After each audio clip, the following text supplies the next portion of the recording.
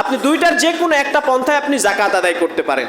আপনি যদি চান যে আমার 5 লাখ টাকা হয়নি, তাহলে আমি এখন যাকাত আদায় করব না, আমার কাছে 5 লাখ টাকার সম্পদ নেই, এখন আমি যাকাত আদায় করব না, তাহলে অসুবিধা নেই। যখন আপনার উপর 5 লাখ টাকা হবে এবং সেই 5 লাখ টাকার উপর 1 বছর পূর্ণ হবে, তখন আপনার যাকাত দিতে হবে।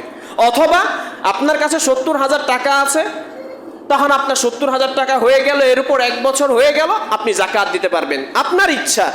তবে ইসলাম সর্বদা লক্ষ্য করবে কোনটা মানুষদের জন্য, গরিব অসহায়দের জন্য কল্যাণকর। যদি বর্তমান যদি দেখা যায় রূপার যে হিসাব, অর্থাৎ 70,000 টাকা হলে যে যাকাতটা দেওয়া হয়, এইটা যদি কেউ গ্রহণ করে, তাহলে গরিবরা বেশি হক পাবে, গরিবরা বেশি স্বাবলম্বী হবে, গরিবরা তারা একটু অভাব মুক্ত হবে বেশি। এই জন্য অনেক উলামা একরামগণ বলেছেন, বর্তমানে রূপার নিসাব অনুযায়ী যদি কেউ যাকাত দেয়